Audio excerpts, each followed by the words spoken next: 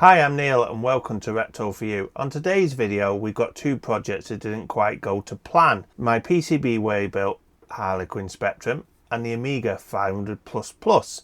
Both looked the part, but neither of them worked properly when I first built them. And since then they've been sat on the side ever since, unfinished, frustrating and quietly judging me, I'm sure. But today I'm going back to fix what was wrong and hopefully finally get them both working as they should. Before we crack on, let's take a quick look at our sponsor, PCBWay. Before we jump into the video, a quick shout out about our sponsor, PCBWay. If you're looking to bring your electronics project to life, PCBWay is your one-stop shop for high quality PCB manufacturing and assembly, with fast turnaround times and unbeatable prices as little as $5. They make it easy to get your designs made just the way you want, from custom materials to assembly services and even 3D printing and more.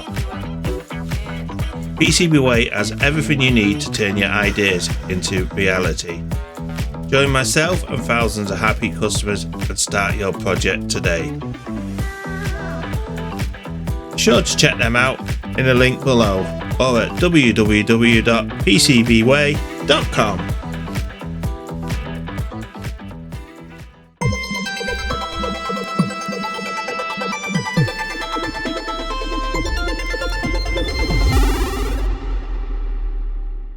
Flashback. You see here, I'm on the video and I turn it on. At the moment we've got nothing, okay? Definitely powered on. Oh, there you go. Occasionally I get like that weird colours. A little later. Power it on. Straight away you can see we do have an image which is strange. It's more purple and blue for some strange reason. I don't really understand what is going on with this thing at all. 2 weeks later. I had this great idea. So what I did was turn the heat plate on and I stuck the board on the heat plate and I thought I'd be able to pull all the components out. Didn't work quite well. This is how it ended up. Ended up a mess basically. So I decided to scrap that board. I pulled off what I can. I've repurchased new parts, etc. and I'm gonna give it another go. The very next evening. It is running and it's in purple. So what we need to do is to look why it's in purple. Right, here's a green signal here. So it comes out of this AD724 here. So it comes out and goes to C23. And after C23 we follow it around and it goes to resistor R38. And then from the other side of R38 it goes down to the leg on Q3. Soon after.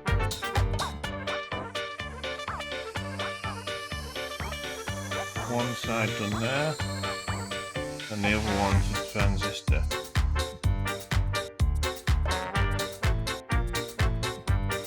Right, and let's see. So there you have, full colour. That is absolutely brilliant. So the green is now back. It's running through its tests. It all seems to be working. I've got the case here to fit it into, which is a Spectrum case, and we'll get the keyboard on and we'll see if we can load a game on this thing. This is really good feeling because this is the second one of these I've built. 20 minutes later. This is where we're at. Unfortunately, I can't load a game on this. End of flashback. Here we have the Harlequin connected up to the TZX Duino that I built, which is basically a SD card that acts as a tape drive. Now this is really handy. So if I type in load inverted comma, I'll show you what happens and press enter. Okay, now press play. Now the screen should flash and it's just doing nothing. It just basically sat there like it's deaf, but you can see the counter is counting. Sometimes you get the odd flash and it just doesn't hear anything. So I was browsing Facebook and I did put a message on there about this because this was the only issue I had now with not loading games. And somebody finally responded last week and said, you need to change your chip. The 311P needs changing for a 311N. He said he had the same problem when he changed the chips and they worked. So here I have a 311N. It's this little 8-legged chip here. So what I'm going to do is I'm going to stick that in and we're going to give it another go. So we're just going to pull this 311P, put it to one side, and we're just going to pop in the 311N. Now this, I think, is the audio amplifier from the headphone socket. So it would make sense that this is the issue. So now that's connected, the audio's in as well, and also the power. So we're about to test this. Load, enter, press play. So let's see.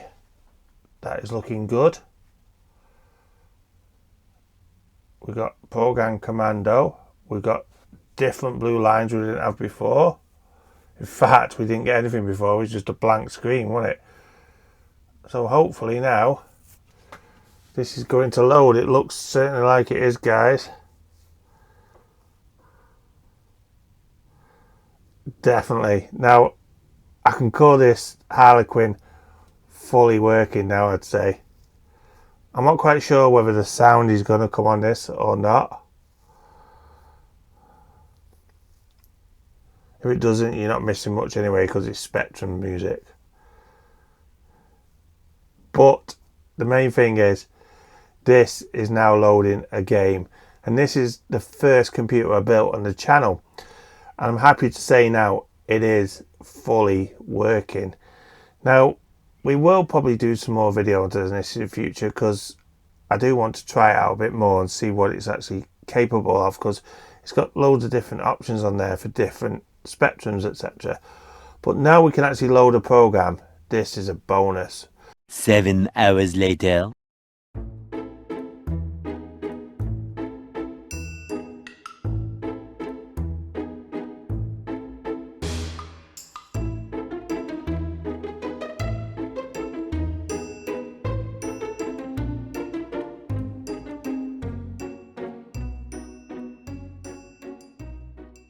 Flashback. Okay, so moment of truth. All the chips are in. I'm going to connect this up to the monitor first. What's happening? I'm going to plug in the power, and we're going to turn it on. Now, nothing has blown up, but also there's nothing on the TV as well, which isn't good. At least consistent. This is the second board I've built on this channel, and it doesn't work, so at least there's some consistency there. Show it as it is, mate. This is how it always is with me at mostly. So we're going to turn this on, and we're just going to check the voltage. Oh, here we have 12 volt, which is good, and here we should have 5 volt, which we haven't got any 5 volt, so there seems to be a bit of a problem.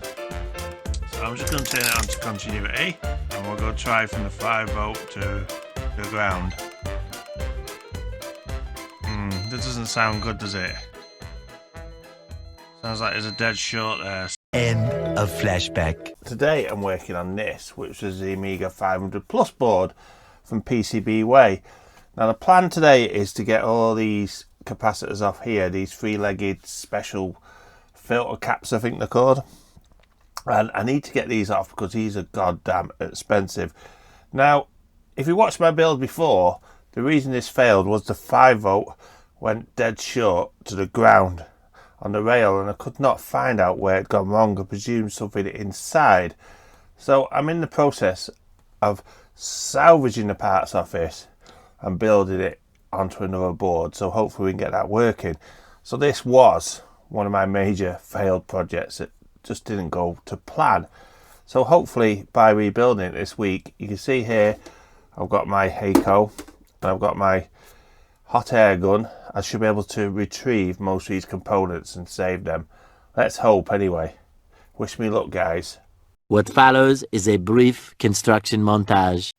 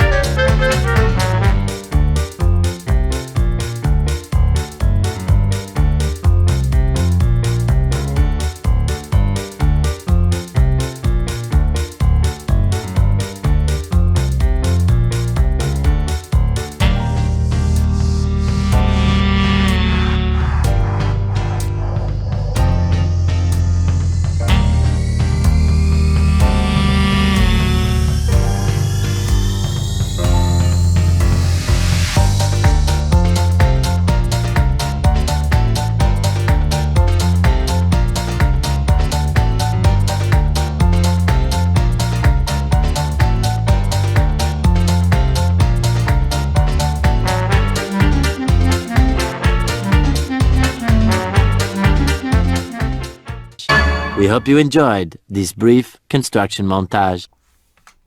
So here we have the finished board. Now doesn't it look lovely? But the main question is, does it work? Now I've connected up here and I've connected to OSCC. So like I said before, there's the board ready to turn on. So I'm just going to flick the switch. Look at that. Looks like it's working, guys.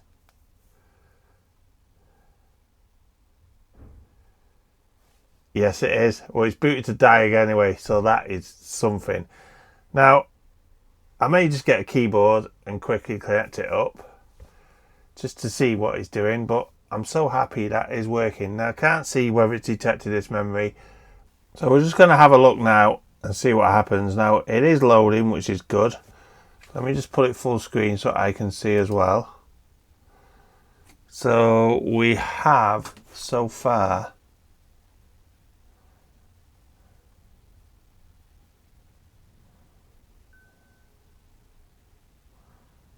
511 kilobytes. So we've only got half a meg of chip RAM. It should have 1 meg.